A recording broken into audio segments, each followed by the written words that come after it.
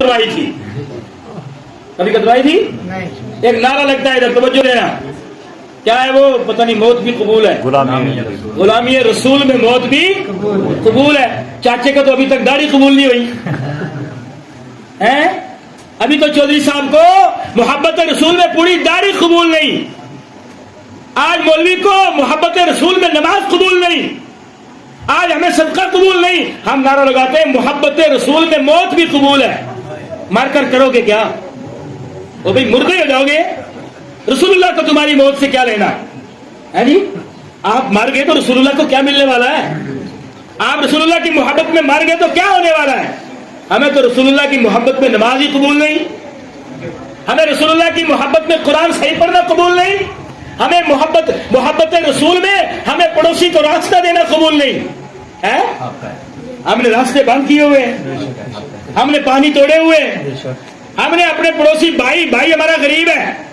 अभी मैं रास्ते में आते सुन रहा था कि एक बंदा बहुत गरीब है, कमजोर भी है, लाचार भी है, परेशान भी है। भाई मालदार है, वो बूढ़ा है, कोई भाई उसको पूछने वाला नहीं है।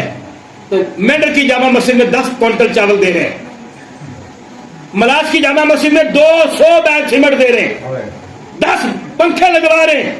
मैं कहता हूं कुछ नहीं मिलेगा अगर तेरे पड़ोस में तेरा भाई भूखा है, अगर पड़ोस में तेरे भतीजों और भतीजियों, बांजे और बाजियों के पास, और तेरे पड़ोस में किसी मुसलमान के बच्चों के पास अगर सर्दी आ रही है, गर्म लिबास नहीं है, तो सारी दुनिया में ज़कातें बांट ले। अल्लाह कहता है मुझे तेरी ज़कात की जरूरत नहीं है। तेरी मस्जिद का इमाम तनख्वाह के लिए बेचारा परेशान है।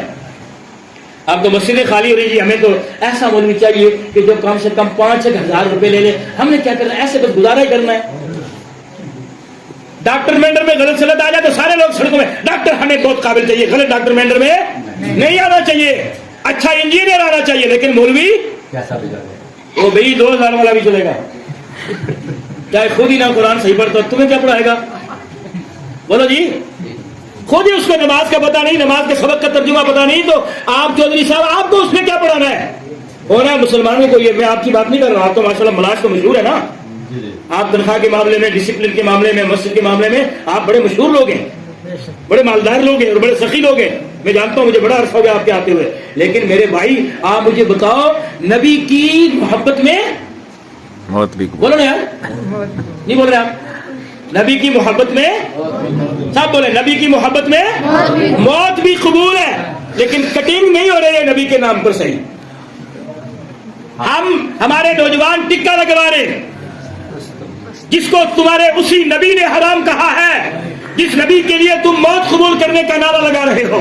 हमारे नौजवान शराब पी रहे हैं, जिसके लिए नबी ने फरमाया ये हराम है, और नारा लगा रहे हो नबी के नाम पर मौत भी कबूल है। अरे मौत कबूल नहीं, नारा लगाओ नबी के नाम पर शराब भी हराम है, नबी के नाम पर जनाब ये ड्रग्स भी हराम है, नबी के नाम पर माँ बाप को सताना हराम है, नबी के नाम पर बीवी को गाली देना हराम है, नबी के नाम पर अपने बच्चे को जाहिल रखना हराम है। नबी के नाम पर तो हम अपने बच्चे को हाफिज कुरान बनाएंगे, आलिम दीन बनाएंगे, हाजी बैतुल्लाह बनाएंगे, और हम नबी के दीन का चर्चा अपनी सारी जिंदगी में दुनिया में करते रहेंगे। नबी तो ये मांग रहा है, नबी का दीन तो आपसे ये मांग रहा है कि आप दाढ़ी रखें। हाँ जी, मैंने पिछले 2-3 साल पहले आया था, मैंने कुछ लोगों को रखवाई थी, कुछ रखी थी, लेकिन बाद में मैंने देखा कि उन्होंने वो, मैंने वहां तकरीर ये भी की थी ना, माल की ज़कात निकालना, तो वो शायद मैं जल्दी में बोला या मैं कम पढ़ा लिखा आदमी हूं, तो उन्होंने सोचा कि शायद मौलवी साहब ने कहा साल बाद दाढ़ी की भी ज़कात निकाल देना।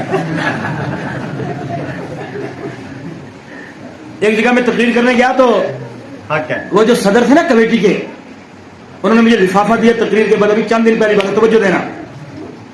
मेंढर में मुझे मौलवी साहब 10,000 लिफाफे में बहुत है, कितने? ये मेंढर की बात है, अगर आप कहेंगे तो कभी आपको अलग नाम भी ले लूंगा। मैंने कहा ये तो बहुत सारे हैं जी। मैंने कहा एक बात कहूं, आप ये 10,000 का लिफाफा रख लो, मेरी एक बात मान लो।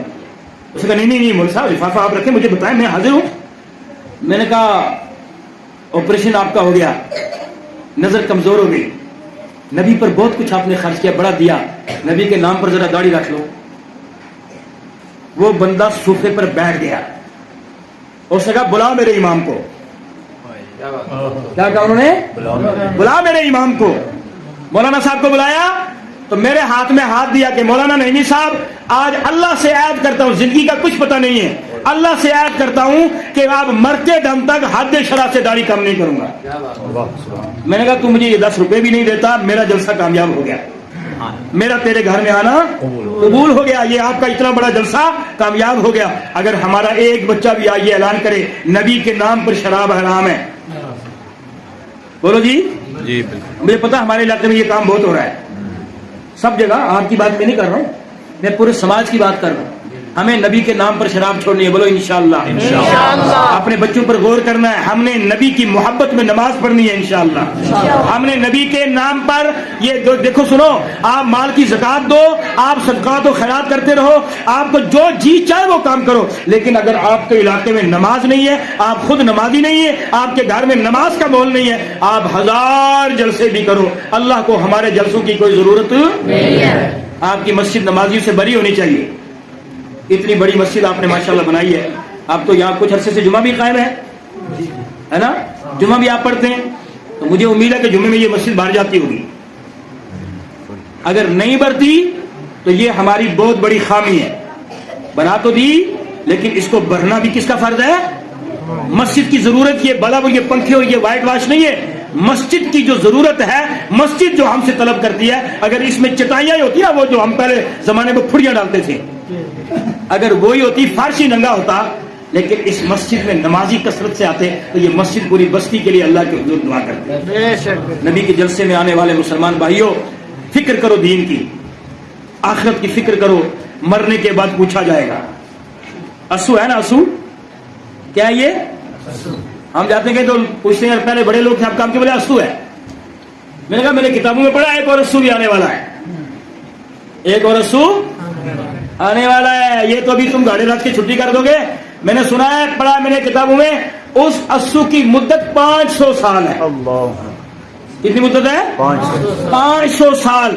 آج ہمیں کوئی نہیں پوچھ رہا ہے, لیکن جو ہی ہمیں قبر میں رکھا جائے گا, بزرگ ہو کے جوان, سب سے پہلے اس سے نماز کے بارے میں پوچھا جائے گا. کس کے بارے میں پوچھا جائے گا؟ نماز کے بارے میں. اور نماز سے بھی پہلے جو نماز کی قبولیت کا ذریعہ, وہ حقوق العباد, بندوں کا ہم پر حق. کسی نے ہمارے گھر مزدوری کی, اس کا برابر حق دینا ہے. کوئی ہمارے ساتھ کام کر رہا ہے, ہمارا ساتھی, اس کا مہینہ پورا ہونے سے پہلے جو ہی اس کے منہ میں آواز ہو کہ مجھے تنخواہ چاہیے, تو فوراً سے پہلے اس کی تنخواہ ادا کر دینی چاہیے. یہ حقوق العباد میں ہے. اور اگر آپ نے کسی کا حق مار لیا, کسی کا حق نہیں دیا, مزدور کی مزدوری نہیں دی, آپ نے پڑوسی کا راستہ بند کیا, آپ نے بابے کو تنگ کر لیا, آپ نے کسی کو گالی دے دی, کسی کی غیبت کر دی, کسی غریب کو دبا لیا, اللہ فرماتا ہے یہاں نہیں, کعبے میں بھی پڑھو گے, وہاں بھی تمہاری نماز قبول نہیں ہوگی. بولو جی, وہاں نماز قبول نہیں. پہلے نماز قبول کرنے سے پہلے حقوق العباد کی بڑی ضرورت ہے. اپنے حقوق العباد ادا کرو. اور سب سے پہلے اور ضروری بات میں آپ کو بتاؤں کہ مولویوں پر تھوڑی شفقت کرو. مولویوں پر تھوڑی مہربانی کرو, انصاف کرو ان کے ساتھ. انصاف کیا کرنا ہے؟ آج ساری قوم مولویوں کے ساتھ انصاف کر رہی ہے. میں ابھی جس جلسے میں گیا, وہاں مجھے مولوی صاحب نے فون کیا کہ جناب آج ایک بڑا مسئلہ بنا. میں نے کہا ساری قوم مولوی کے پیچھے پڑی ہے, ساری قوم مولوی کے پیچھے پڑی ہے. تو میں نے کہا نماز بھی تو مولوی کے پیچھے پڑی ہے, نماز بھی مولوی کے پیچھے پڑی ہے, جنازہ بھی مولوی کے پیچھے پڑا ہے, نکاح بھی مولوی نے پڑھایا ہے, سارے کام مولوی کر رہا ہے. یہ قوم مولوی کے پیچھے نہیں پڑے گی تو کس کے پیچھے پڑے گی؟ اس کا تو کام ہی ہے. مولانا لوگوں کے ساتھ تھوڑی سی ہیلپ کریں. اس مولوی کے ساتھ ہی نہیں جو آپ کا امام ہے خالی.